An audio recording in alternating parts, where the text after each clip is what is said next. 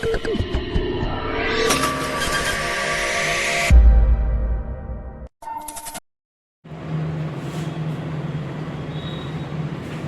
આજે પ્રવેશના દાખલામાં ટૂંકા દાખલામાં આપણે વાત કરી તો રીત નંબર 4 થી પહોંચ્યા છે. જૂનું પ્રમાણ અને ત્યાગનું પ્રમાણ આપેલ હોય તો આ બંને રીત ઉપરથી આપણે સૂત્રનો લેક્ચર પાણીની પહેલા આપણે બનાવેલો છે, તેમાં જોઈ લેવાનું. તો આનું સૂત્ર આપણે લખાવેલું હતું. જૂનું પ્રમાણ અને ત્યાગનું પ્રમાણ આપેલ હોય ત્યારે સૌપ્રથમ પહેલા શું શોધવાનું છે? ત્યાગ. તો ત્યાગ શોધવાનું છે. આ દાખલામાં ત્યાગનું શું છે? પ્રમાણ છે. તો ત્યાગનું સૂત્ર આપણે શું લખાવ્યું હતું? નવા ભાગીદારનો નફા ગુણ્યા શું આવશે? ત્યાગનું પ્રમાણ. ત્યાગનું પ્રમાણ. અને ત્યાર પછી નવું પ્રમાણ શોધવાનું હતું. જો આ દાખલામાં બધામાં શું શોધવાનું? નવું પ્રમાણ. અને એનું સૂત્ર શું હતું?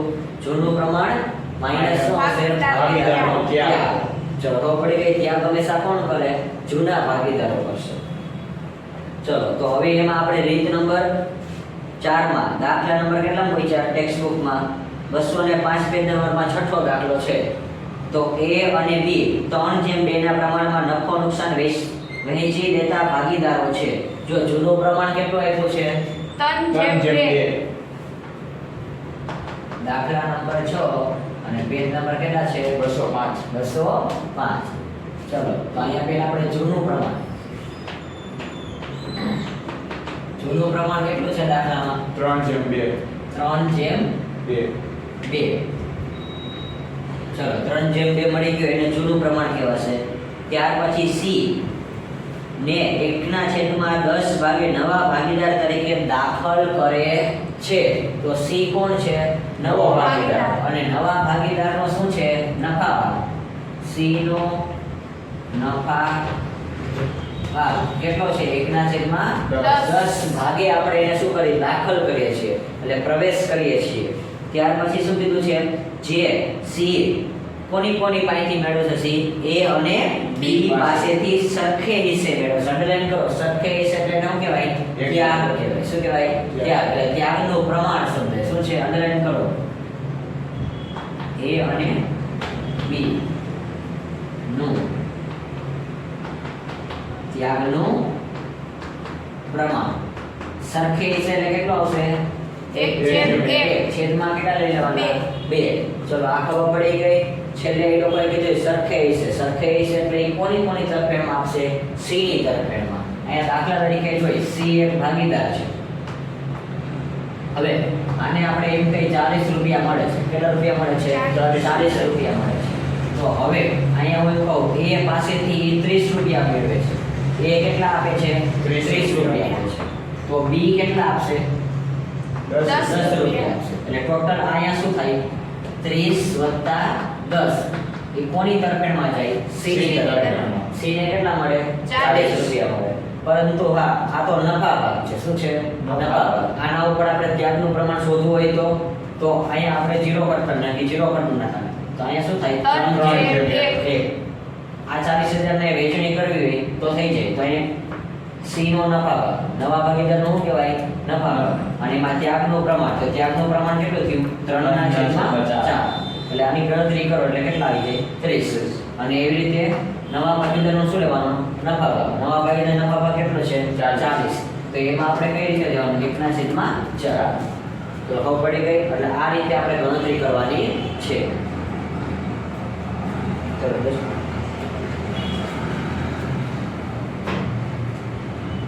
ચલો આ ગણતરીમાં ખબર પડી ગઈ કઈ રીતે કરવાની છે. તો આ ખાસ તમારે ધ્યાન રાખવાનું છે.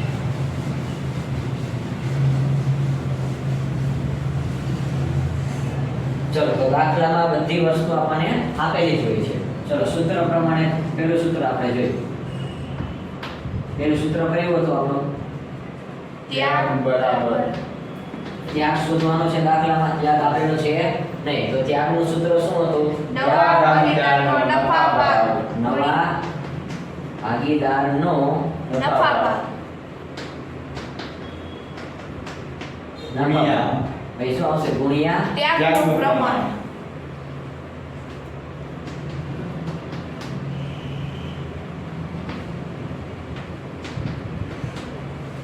ચલો તો ત્યાગ શોધવાનો છે. ત્યાગ કઈ રીતે મળશે? નવા ભાગીદારનો નફા ભાગ. અને ગુણ્યા શું કરવાનું? ત્યાગનું પ્રમાણ. ત્યાગ કોણ કરશે? A અને B ચાલુ રહેતા ભાગીદાર. ચલો તો અહીંયા આપણે નામ લખી A. એમાં નવા ભાગીદાર નવા ભાગ કેટલો છે? 1/10. અને ત્યાર પછી આપણે શું લખ? ત્યાગનું પ્રમાણ. આ કેટલો કરે છે? 1/2. ચલો આ બે નો ગુણાકાર થશે 1 અને 10 2 20. ત્યાર પછી શું હશે? B. તો B માં શું હશે? નવા ભાગીદારનો નવા ભાગ કેટલો છે? 1/10. અને અહીંયા કેટલો આવશે? 1/2. ચલો ગણતરી કરો તો 1 અને આ બે ના છેદ કેવા છે? સરખા. ચલો ત્યાર પછી આપણે શું શોધવાનું? નવું પ્રમાણ.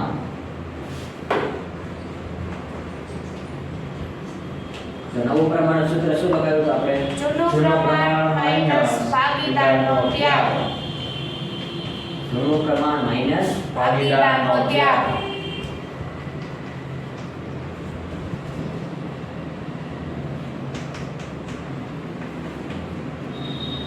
ચલો કોણ કેટલી તરફેણમાં ત્યાગ કરી શોધ્યું?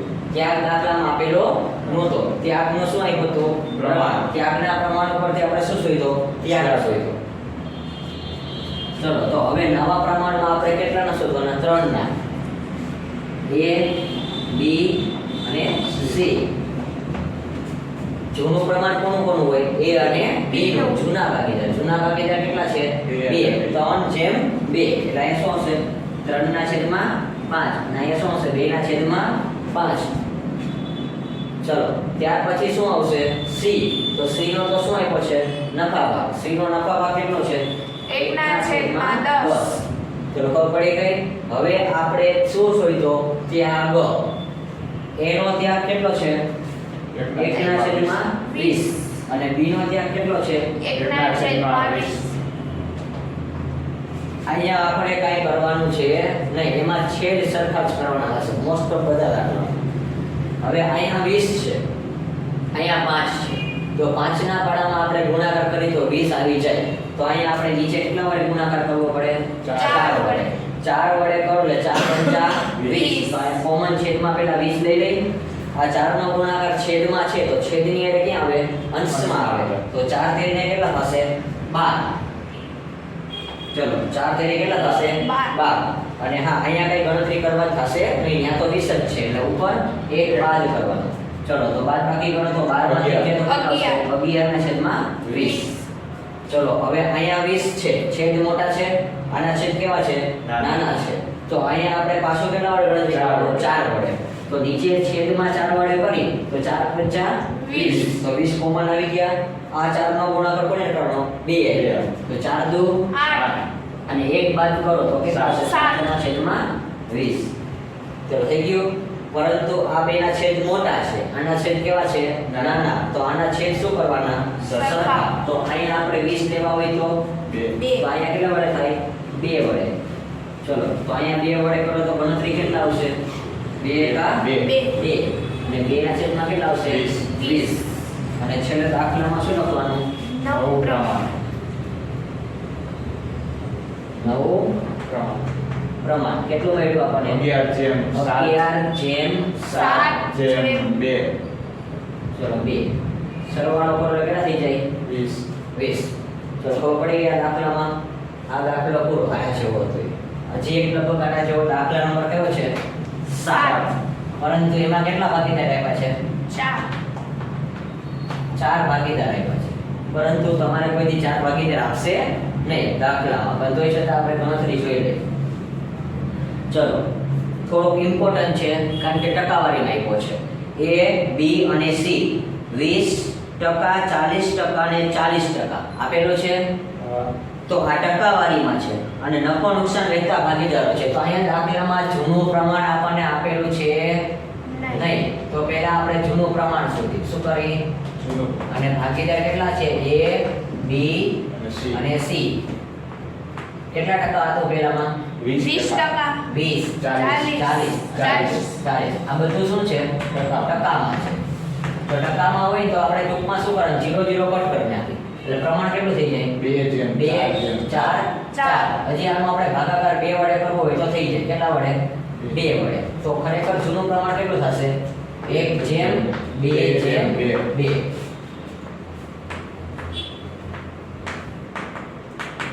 ચલો આ કેમ મેળવી ખબર પડી ગઈ? પહેલા 20%, 40% અને 40%. એને આપણે 0 0 કોમન કરી નાખ્યા. જો તમને ભાગાકાર ન મળે તો અહીંયા 2:4:4 રાખો તો કઈ વાંધો આવે નહીં. અને આપણે 1:2:2 લીધો. લસાઅ કાઢવાનો. શું કાઢવાના? લસાઅ. ચલો દાખલામાં જૂનું પ્રમાણ મળી ગયું. આમાં કેટલા ભાગીદાર જૂના? 3 છે. પછી આગળ વાંચી D ને નફામાંથી કેટલો ભાગ આપે છે? 1/8મો ભાગ. એટલે આ D એટલે નવો કહેવાય. તો અહીંયા આપણે લખ્યું તો C નો નફા ભાગ. અહીંયા આપણે ટાઇટલ શું મારવાનું? D નો નફા ભાગ. D નો નફા ભાગ કેટલો છે? 1/8. ચલો પછી હવે ઈ D તેનો ભાગ B અને C પાસેથી મેળવે. જો આ ખાસ યાદ રાખજો. ટોટલ ભાગીદાર કેટલા છે? 3 છે. પણ D કોની પાસેથી મેળવે છે? B અને C પાસેથી મેળવે છે. એટલે એનો મતલબ એમ કે એ ત્યાગ કે લાભ કઈ કરતો નથી. ખાલી એનું નામ આપ્યું છે પણ એનું કોઈ કામ આમાં બોલતું નથી. ચલો તો ત્યાગ કોણ કરે છે? B અને C. ચલો B અને C. B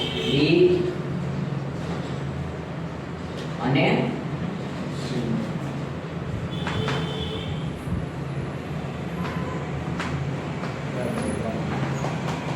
ત્યાગનું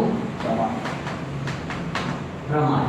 આમાં માત્ર 2 જ ભાગીદાર શું કરે છે? ત્યાગ કરે છે. B અને C નું ત્યાગનું પ્રમાણ. ચલો B નું અને C નું બોલો. B નું પ્રમાણ 3:2.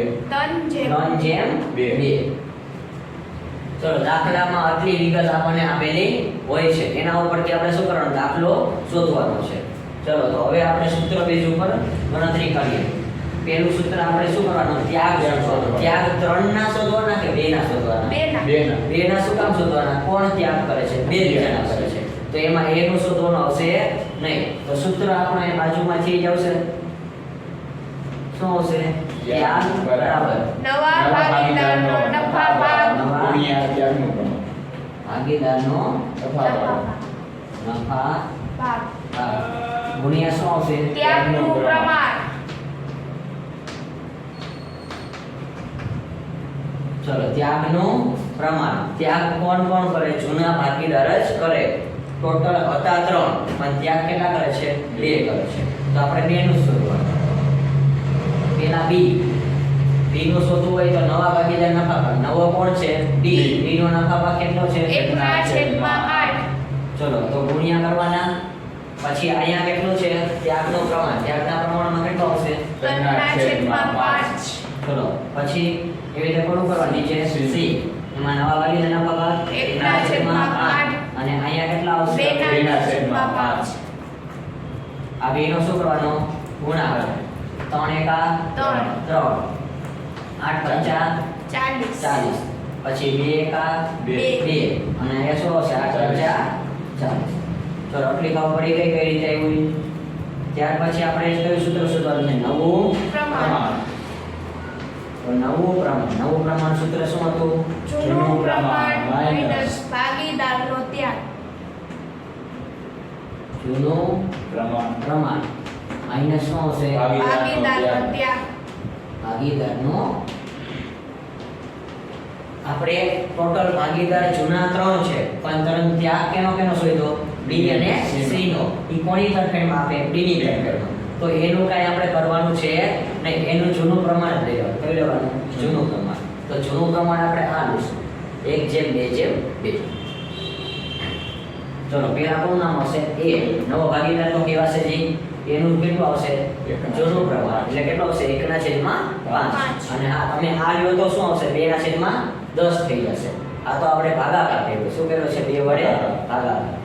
ચલો તો અહીંયા શું હશે? 1/5. ચલો પછી B. તો B નું તો આપ્યું છે જૂનું પ્રમાણ કેટલું છે? 2/5. અને C કેટલું આપ્યું છે? 2/5. આ બધું પહેલા લખ્યું એ શું છે? જૂનું પ્રમાણ. નવા ભાગ એટલે નફા ભાગ લખી જ નાખે આપણે ડી કેટલો છે નફા ભાગ 1/8. ચલો પરંતુ આમાં આપણે ત્યાગ કોનો છે તો બી અને સી નો તો આપણે અહીંયા માઈનસ ની નિશાની કરી આ બે માં જ કરવાનું છે આ બે માં આપણે કરી તો અહીંયા કેટલું છે 3/40. અને અહીંયા કેટલું છે 2/40. ચલો છેદ કોના મોટા છે 5 ના છે 40 ના છે કે 8 ના છે 40 ના. 40 ના છે તો હવે આપણે અહીંયા પેલા ચોકડી ગુણાકારની રીત કરો તોય ચાલે પણ આના છેદ કેવા કરવા પડે સરખા કરવા પહેલા આપણે b ને c ના કરશું તો આપણે અહીંયા 40 લેવાના જો લઈ લીધા અહીંયા 40 છે તો 5 ના પાડામાં આપણે કેટલા વડે ગુણાકાર કરવો પડે 8 વડે તો અહીંયા આપણે ચકેડામાં કેટલા લેવાના 8 આ 8 છે એ ક્યાં આવશે અંશમાં આવશે ચલો તો 8 55 40 આવી ગયા કોમન અહીંયા તો 40 જ છે હવે 8 નો ગુણાકાર કોને કરવાનો ડી આઈ તો 8 દૂને કેટલા થશે 16 અને અહીંયા કઈ ગણતરી કરવાની છે નહીં તો અહીંયા કેટલા આવશે 3 ચલો 16 માંથી 3 બાદ કરો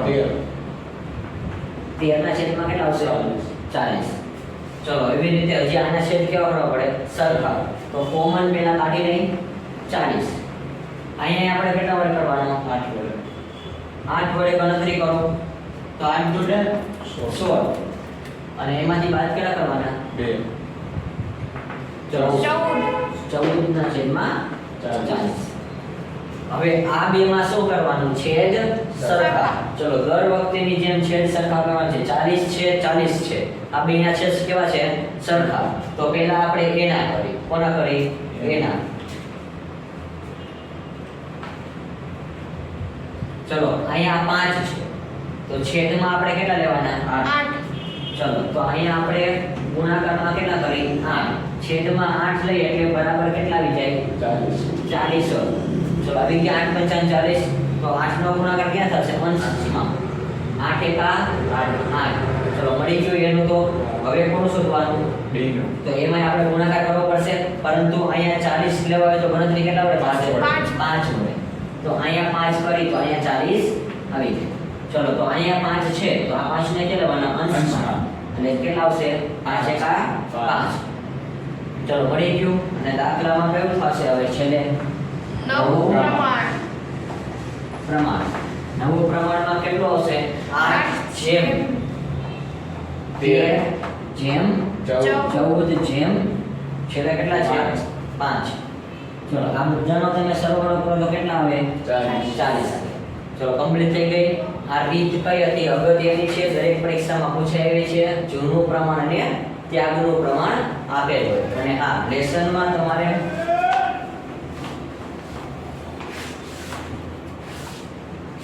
ઉદાહરણ નંબર 4 પેજ નંબર 147 આની તમારે પ્રેક્ટિસ કરવાની છે